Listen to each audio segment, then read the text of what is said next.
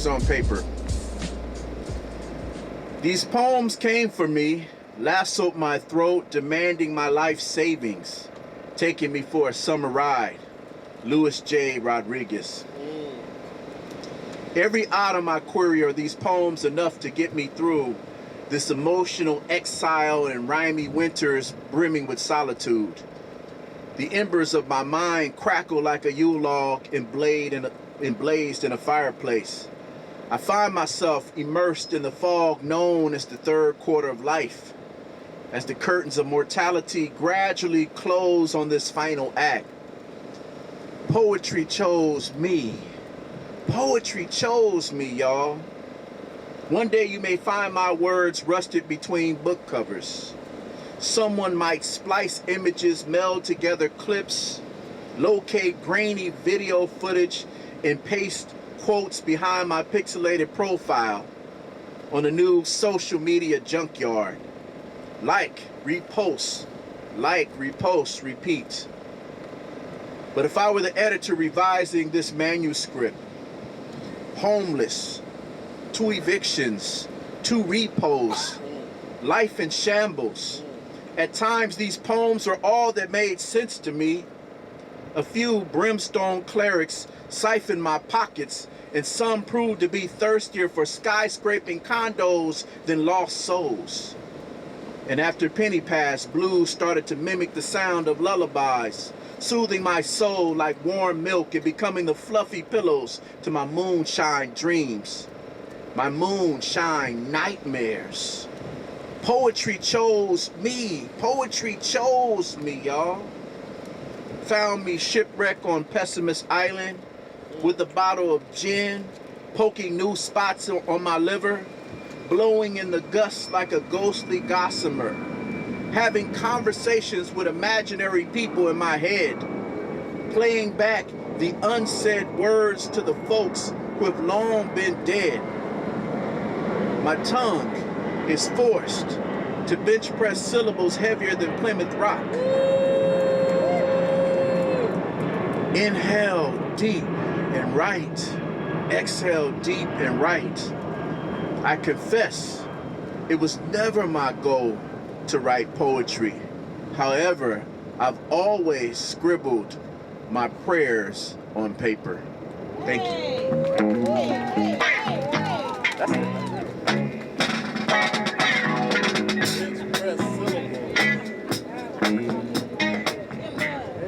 That's my best friend, y'all. Sorry, can't have him. That's my best friend. Coming up to the stage, this person is so dynamic. I get to see this person a lot, and recently they just had a show called Chosen Words, Chosen, fam. And I was like, oh yeah, this is the one, and she is the one. And coming up to the stage, we got Carla Lamborghini. Applying lipstick without a mirror. The audacity of an antique mirror. Quarantine sex, petrichor, red lips. Quarantine mirror selfie sext. The empty security line at LAX. Yeah. Nice.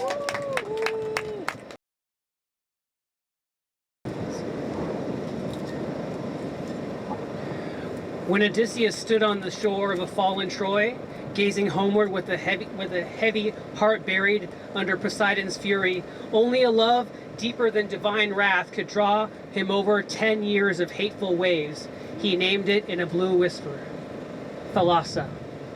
It pulled him away from Calypso, bade him return from Hades, the song of the sea. A sapphire hymn delivered him home, yet he felt the blades of guilt and longing caress his heart when he saw it in Penelope's eyes. Thalassa. When Magellan saw fit to set sail to the end of a sphere, it gave him pause, but each new horizon and every shade of blue stirred the loins of a soul betrothed to an ocean bride. Until death did he part with her, not knowing he was seeing the last of her aquatic gown, draping seductively on to the next dawn. While his ships thrust their way past Las Islas Ladrones, he moaned her pet name, Thalassa. He did not leave to see her far side, the mystery she always kept hidden. Beneath her final aquamarine skirt, he died on the last sunset before touching her ultimate curve, and his soul passed away on winds of regret. It carried the sounds of her name, Thalassa. When Anne Bonny and Mary Read raised corsair colors for plunder and pride and press, dodging their way along coasts and darting through men with swords and salty hearts to find something more than the sea, they found each other, but knew as deep as their sunken foes and their gilded pockets that a word they could not name played on the deck with spray and mist that came between them each time they kissed. Thalassa. Reed stared skyward, sweating through prison bars until she met the pirate stars. And Bonnie? Well, who can say? She probably dreamed of Reed on some Jamaican quay, far away across the love they felt. Thalassa. When Cousteau was asked what he called himself, he replied, oceanographic technician. But this was just science for merman. He lived undersea more than most, and when he died, he left a briny ghost, because all that salt water swelled his soul for 80 years, holding love like mermaid tears. He was French and smart, and he knew the word for this, Thalassa. He might have said it once or twice, while in a sub or in the tub. Who knows what great thoughts slosh to and fro in a mind like his when it's mid-dive or mid-soak and fully alive. When he died, they gave him a street in his hometown. Ironic, no? For a man obsessed with seas and fish, to have not water somewhere, but a surface road to bear his name to there. Was that his wish? Or did he leave his true name behind in waves and time, called Thalassa? When I stand on the beach, I stare at the ocean a while, falling in love again, my heart with a reach longer than my eyes, and I think of kissing every drop I see, each one an impossible moment of memory, of light held in liquid crystal hugs, of hydrogen and oxygen, one for every two, sealed with salt and serenity. And I wonder why we ever left. What's so good up here that a billion years of rain couldn't give us down there? Wisest were the ones who ambled back to become whales and dolphins because they held it close. Thalassa. And now my heart flow holds it too, feels the magic word of Odysseus bubble, bubble, bubble up and through the ages, tickling passions of everyone I read about and everyone I didn't, and everyone I love today, and everyone I never knew. But the infinite blue goes on, past my happy end. I wonder if I'll bubble up through time someday. My seed bubble will pop, and the breath inside will escape into a new eon that carries my lover's spell. Thalassa.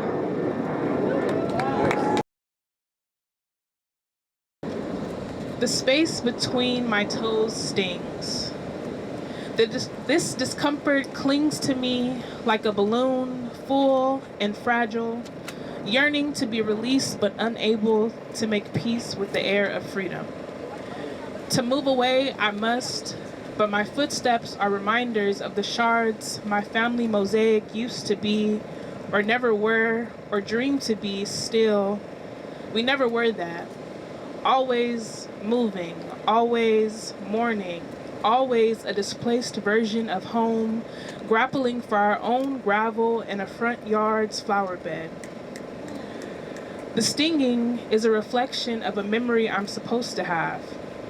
What it feels like to have a mother, I don't know. I know we shared 1,876 days, but I don't remember the feeling, the sound, the tending, the grounding of it all is deserted now. I know what the rose looks like, but I can only feel the thorn. Stuck between my toes now, stinging, lingering like choices that changed our family's history, broken before dearly departed, The garden was invaded by species foreign but traditionally familiar.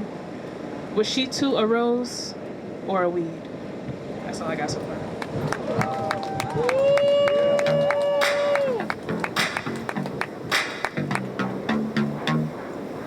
Next up on the mic, I bully this man every chance I get, but he's the one that kind of put me on a local poetry scene. Give it up for one of our great recruiters at CLI, hailing straight out of the big old Lardina. Kwame.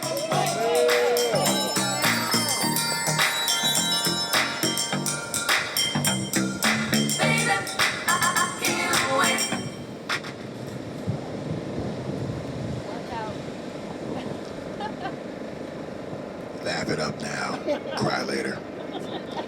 And now, dear Hood.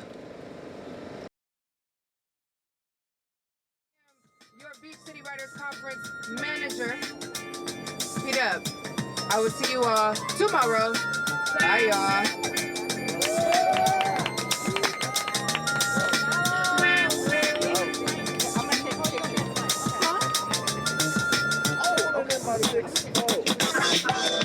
Everybody's going.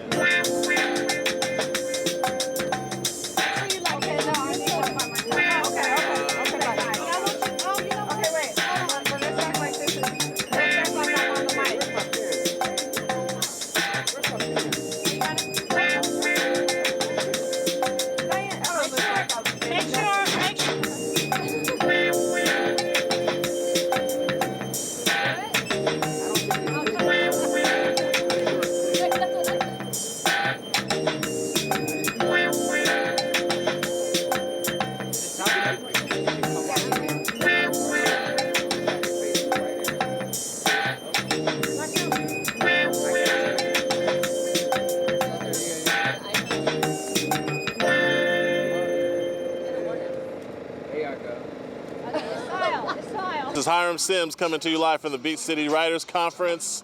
We've had an amazing day. We had click talks, we had workshops, we had beach side writing, we had an open mic and an incredible volleyball game. And tomorrow we'll be at USC, learning more stuff, doing more stuff, and also eating more unhealthy food. So we'll see y'all tomorrow at the Beach City Writers Conference. Woo!